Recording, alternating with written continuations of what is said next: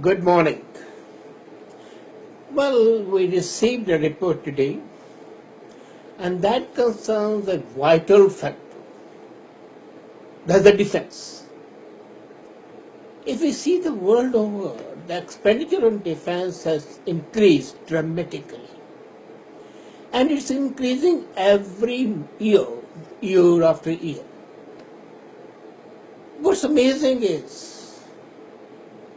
that all this talk about security, of defending the integrity of the country, more often than not is not defending but offending others. It's in very rare cases that we have defensive expenditure. Mostly it's an expenditure to offend or to create an atmosphere where the enemy or the supposed enemy is assured that in case he attacks, he shall be destroyed. And when I look at the international expenditure, wow, US has spent last year, that's 2015, 597 billion. That is more than $500 billion on defense. And US is a prime spender. Of course, I can understand US spending on that because US mainstay is defense.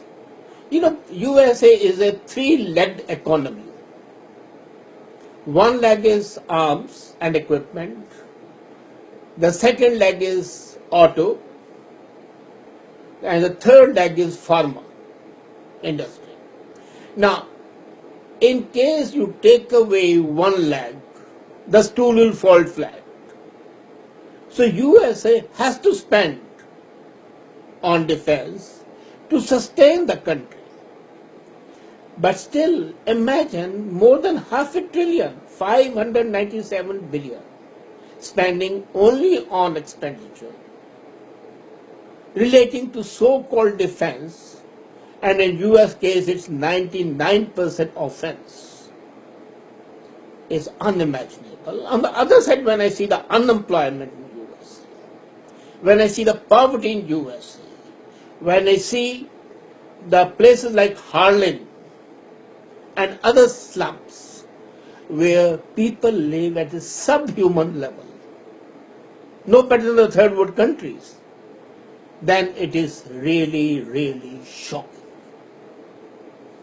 And after US comes China, Russia, and India comes at number 5. It used to be number 6, now it has jumped up and it is number 5. And it spent 5.7 billion. Sorry, 9.7 billion, which is again not a short term. And there has been a jump of the Indian spending by 0.4%. France, which used to be number 5, the place which has been taken by India, is now at number 7.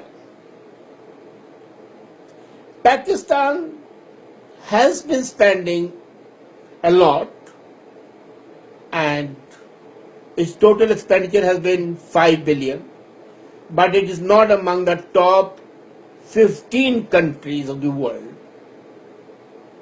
Nevertheless, considering the mass of the population and the geographical landmass, Pakistan expenditure pro rata would be much higher than that of its supposed adversary India.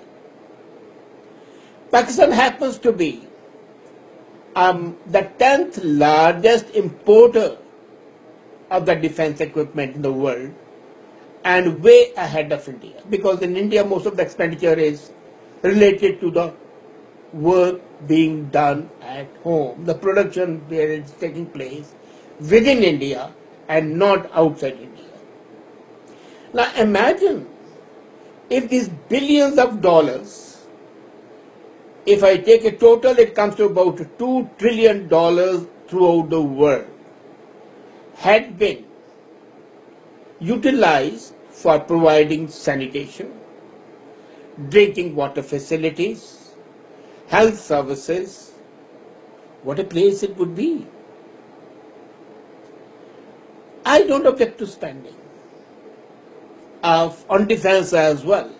But the priorities have to be kept proper. The priority should be A, the human beings, their well-being.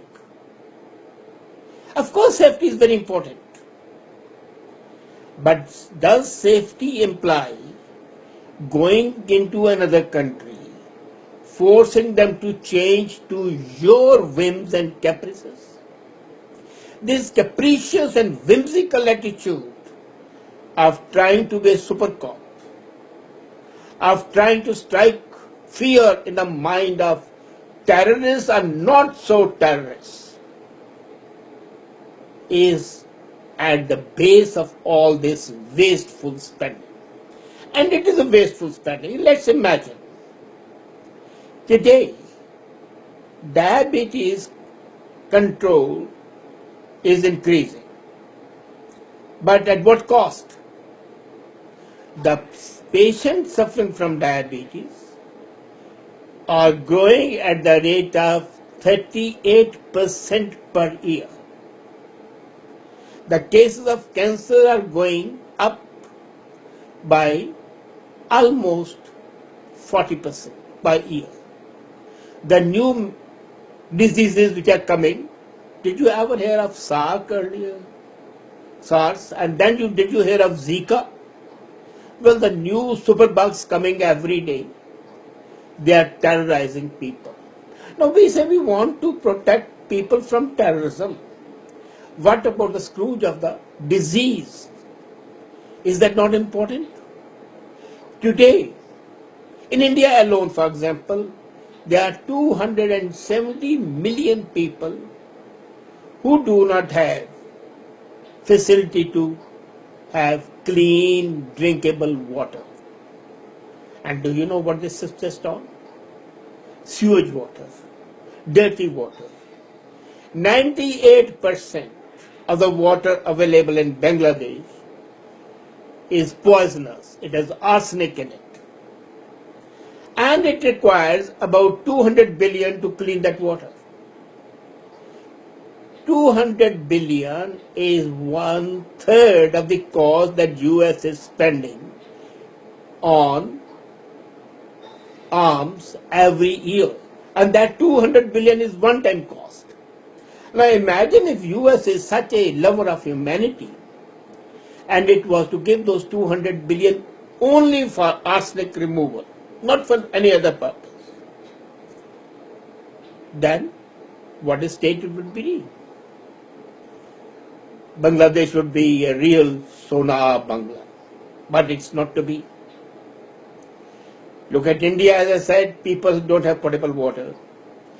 There have been news that in Hyderabad, some people have been selling their children for 600 rupees. And there are no poverty alleviation programs. And if there are any, they are only relieving the poverty of the super rich. Malaya can decamp from that country, owing 6,000 crores to the country and running away with it. And nary an eye weighing blinkers. The recently exposed Panama papers show that people like Aishwarya Rai, people like Amitabh Bachchan, Adani brothers, and so on, there are about 500 people from India who have been involved in this thing.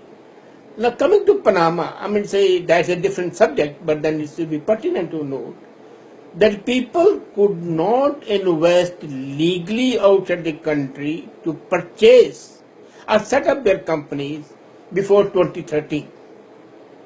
It's only in 2013 that a hurried law was passed permitting people to do it. And why? Because by then the intelligence reports had told Manmohan government that in the next election 2014 you might lose. So the bosses, the mentors of Manmohan government like Sonia and her Kotri decided to rush through this so that the money can be sent out. So that's a different story that will take up some other time. But coming back to the defense, do you really think that $597 billion by US, $498 billion by China, $356 billion by Russia, about $10 billion by India, and Israel is ahead, okay, that is $26 billion by Israel, are in any way conducive to the welfare and the well-being of the people? Are they in any way useful for the humanity? Are they really to protect the humanity? Or are they used for two purposes? A, to impose your will, your thought patterns, your ideas, your concepts on the unwilling people, and secondly, to ensure that nobody else dictates to you. As I said, the defense expenditure can be bifurcated in two ways. One is to offend or to impose your will.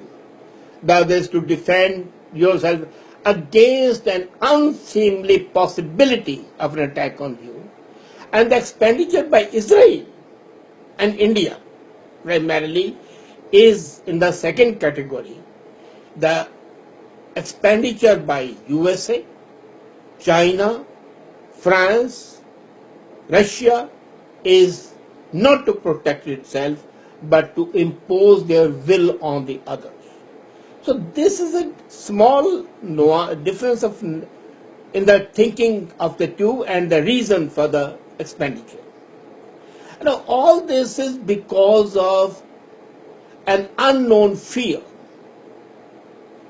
As I was saying the other day, our actions mostly are not impelled by reason. They are impelled by reasons which are not realistic, are mostly by the fear. And as they say, fear is a black godmother of all the damnable things. So that is what causes it to happen. Now imagine one thing. I'm coming back to that. If we take the total expenditure that is being incurred, as I said, is $2 trillion, and if it could be utilized properly, the world would be a much better place, and the possibility of even terrorism would decrease. Now, there are at least 1,250 white Europeans and Americans who have gone to fight along with the ISIS forces. Why have they gone? Some of them have definitely gone because of radicalization. Their passions have been aroused, they have been motivated, they have been conditioned to think that what they are going to do is something great. But some of them have also gone for the economic reasons. There have been reports that some imams in Europe were giving $3,500 to each person who was willing to be indoctrinated, to be trained. Now $3,500 at one go signing amount and the prospect of earning money every time, along with the possibility of getting 72 virgins if you happen to die, is a powerful attraction to anybody, the least of all the young people. So it's a combination of religious fervor and misplaced radicalization along with the economic cause. If out of these 2 trillion people, we could spend 500 million people on providing opportunities for the education and training, and another $1 billion for better employment opportunities. Would that not be a better place? Would we not have to scale down the expenditure, which we call the defense expenditure, for other purposes? But the powers that be have their own interest at hand. USA would want, as I said, it's a three-legged economy, and one leg is arms and ammunition. Now, when they export, when the other countries are importing from USA, the economy of USA is growing up. So USA is running both ways. A, by increasing its economic power because the others are buying it. So US has double interest in promoting the arms and ammunition industry because A, it sustains its economy, B, it enables it to be a supercop, a sort of a demigod who can dictate and decide the fate of others, whether others want it or don't want it, and mostly they don't want it. This annual report, which comes today, read with the James Book of expenditure, makes a shocking reading. It really shows what man has made of man.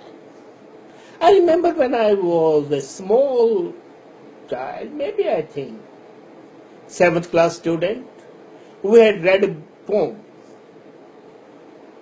This was a poem relating to the effects of war, and it was relating to the Battle of Blenheim, and the grandfather telling his grandkid, well, here a great battle was fought. And the young boy says, what good came out of it all? The grandfather couldn't say it. He could only keep on repeating one thing, but it was a great war. It was a glorious war. It was a war to end all wars. And incidentally, we have fought all the wars to end all the wars. And unfortunately, the end is never there. Each war is fought, supposedly to end a war, but it sows the seeds of hundreds of other wars. The Second World War had rarely ended, just barely ended, and we were face to face with the Korean War and the Vietnam War. The Vietnam War was such a humiliating experience for the supercop that we had the first Gulf War, then the second Gulf War, then the Afghanistan War, and so on and so forth. How long would this iniquitous, unseemly, undesirable, unethical, immoral burden on the people continue? The spending as such is condemnable from 2 points of view. A, it creates an atmosphere of fear. I am reminded of that poem by Tagore when he said, where the mind is without fear and the head is held high. But when the clouds of war are hovering overhead, when you hear the cannonballs, when you hear the bombs exploding, when you hear the guns firing, then the mind cannot be free. So that heaven of freedom, which is promised by all wars to end wars, is created by this senseless expenditure on defense, which is primarily, as I said, offense. Well, it's up to you to ensure that your elected people are either sensible people and not demagogues. Ultimately, it's you people who decide. It's nobody else who comes down from the heaven to decide what sort of a government you should have. you always get a government you deserve. And incidentally, when you elect a government without thinking or with a thinking which is partisan, you are striking at yourself. How far is that justified? It's for you to decide. How far you can correct it again is for you to decide. But what Iqbal said, हर शाख पर उल्लू बैठा है, अंजामे गुलस्तां क्या होगा? Translated, that means that this is a garden in which on each branch of a tree we see an owl sitting. And with that you can well imagine what shall be the fate of that garden. How long would that garden last? Because owl is also supposed to be the lord of the wilderness. Do we elect these people so that they can decide our fate, not for our goodness, but for creating divisions, creating wars, killing and maiming young people, devastating and famine creating reasons, and then all the time shedding crocodile tears? Do we elect these people that they can show us the rosy path, and that ultimately rosy path becomes a path to the shit creek? They pose as the saviors of humanity, but are bombing it back to the dark ages. The first step should be to ensure that each country doesn't want to have extraterritorial ambitions, whether geographical or ideological. Both are bad. Every country has its own people and they have to decide what's good for them, not somebody sitting 7 seas away. At the same time, we elect people who are really concerned with the people. What Plato said in his Republic is very pertinent. He said the rulers should be those people who have no families. Because a person who has a family would be corrupt. He like to perpetuate his rule. He like his son to follow him. It is just a change in nomenclature. It's still the monarchy. Bush follows Bush. Clinton follows Clinton. Il-sung follows Il-sung. Rajiv follows Indira. Benazir follows Zulfi. This inherited leadership is another cause of this corruption, which leads to this wasteful expenditure of $2 trillion every year, which could have been usefully utilized somewhere else. So in case you have got the plateau type of people and say, okay, thus far, no further. We are going to have people who have no interest, no vested interest, no personal desire. They are the people dedicated to the upliftment of the people. They are really proven people. That is a way of some hope, not exactly, because that is not 100% possible. But something is viable if we have the proper leadership. Maybe even if 50% such expenditure is curtailed and utilized for good purposes, there might be some hope. Some hope. Thank you. Yes, and friends, by the way, I will not be available tomorrow because of an appointment, but the comment would be there day after tomorrow again. Thank you very much. Have a nice day and a nice time, and wish for a weapon-free world.